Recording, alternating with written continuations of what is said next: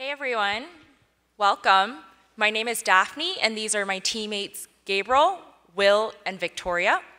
We've been working with NASA Jet Propulsion Laboratory since February, and today we're here to present to you the product of our 22-week research and design process, Continuum.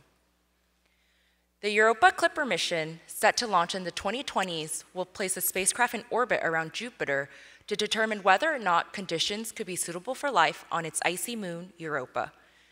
9 instruments have been selected to conduct science discoveries, but the plans and trajectories are still being laid out as the mission is in its early planning stages. This is a lengthy and detailed process because of complex socio-technical constraints. The Clipper mission has a requirement to support one-to-one uplink operations. What that means is that scientists and engineers can only use as much time to develop and upload a sequence as it takes for the spacecraft to execute them. Similar missions in the past have taken 4 times as long. JPL has tasked us with designing a solution that helps instrument scientists and science planners who communicate amongst them plan and schedule activities for the instruments faster and more efficiently than in prior missions. In order to answer this question, we interviewed 21 scientists and engineers and uncovered 7 insights. Today, we'll share with you 3 of them as they informed our design the most. After 11 weeks of planning and interviewing, we came up with over 1,000 data points, which made it really difficult to manage digitally.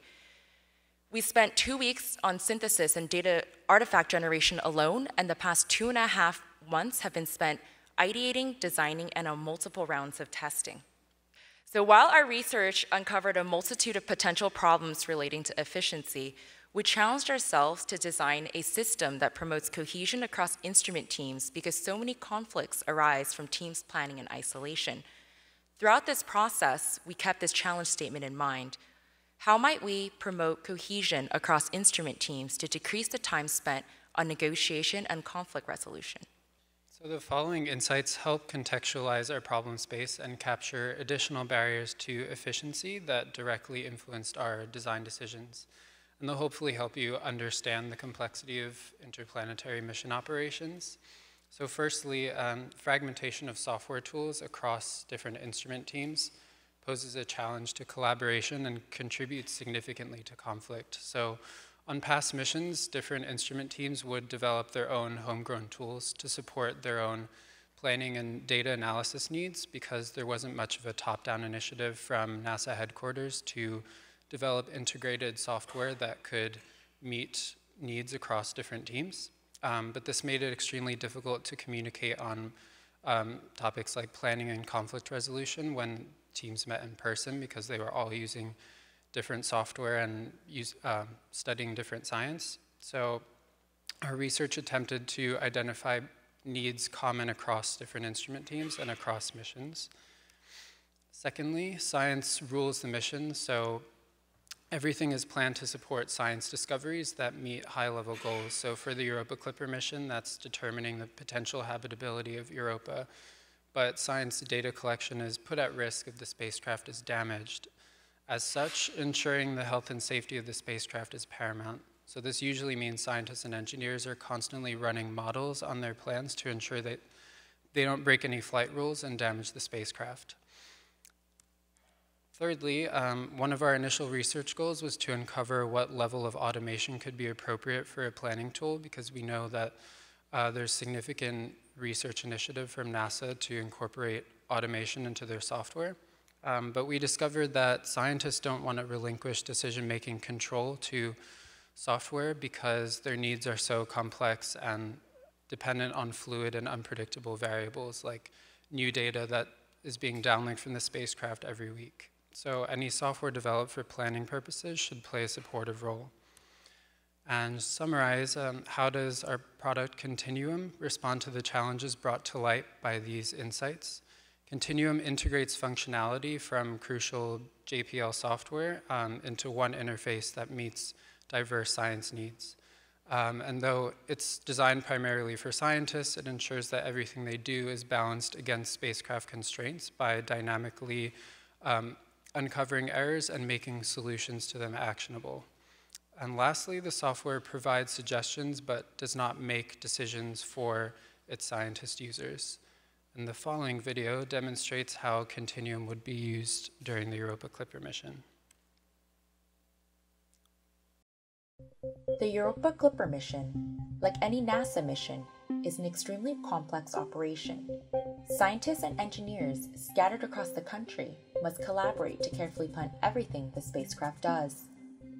In the past, managing this complexity has meant taking extra time to plan in advance, but that means higher costs and less flexibility when responding to new data.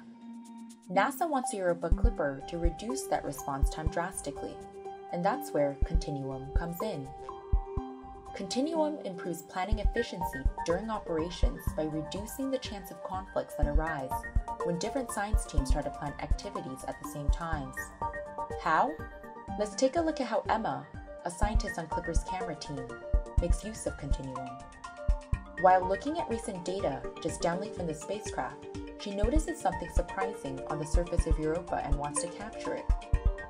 Continuum helps her find potential times during which you can capture that data. But in order to get the best data, Emma might have to make changes to the plan that take power, data storage, and time away from other teams. Helen, who operates the radar instrument, is troubled because Emma's changes conflict with her instrument's plan. Typically, she would meet with other scientists to negotiate who gets to use that time. So to try to avoid that, Helen uses Continuum to see how she might work around the problem. Continuum provides suggestions on how Helen can reschedule without losing too much data. Now both Emma and Helen's science teams can collect the data they need. Continuum, helping NASA scientists explore new opportunities and resolve conflicts.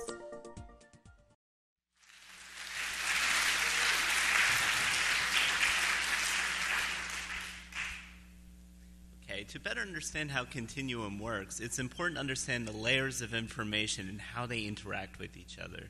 So the spatial view is meant to model three-dimensional space and what-if scenarios during uplink operations.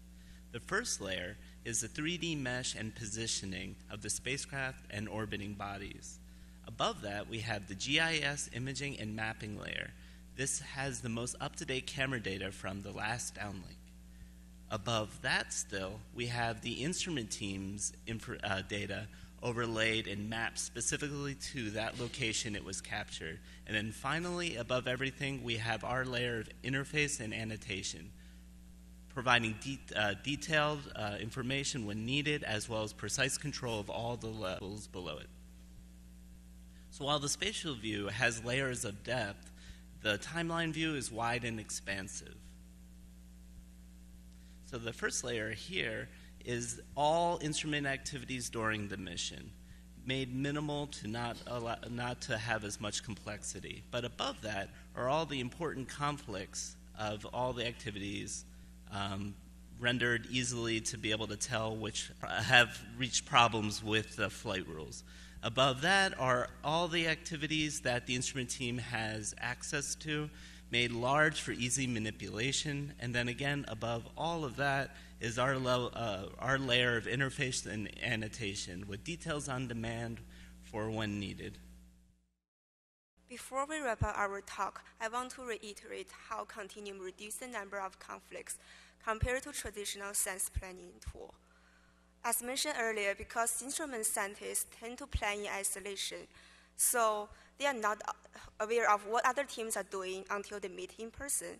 So this actually means that conflicts are only discovered later in the process, which means when the science planners are trying to integrate the plans for other instrument teams.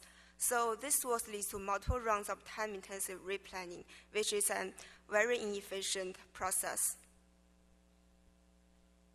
So Continuum, our product, our claim is that we want to facilitate and improve cross-team awareness earlier in the process so conflicts can be discovered and mediated earlier on. This actually means that fewer conflicts going to happen later in the process when plans from multiple instrument teams are integrated. So we are achieving this by automating the process of identifying what the conflicts are and providing suggesting solutions. Also, we are trying to facilitate the communication between different roles by submitting and confirming the request forms back and forth. Finally, as the availability of federal budget to fund our space discoveries is on a downward trend, it's important for NASA to be as efficient as possible in all aspects of mission planning and execution. Continuum aids this process by streamlining communication channels on one platform, helping science teams work collaboratively through shared understanding. Thank you all for joining us here today. We would like to thank our sponsor, NASA Jet Propulsion Laboratory, especially Marika and Nat, all of the MHCID faculty and staff, our classmates, as well as our interview testers and participants.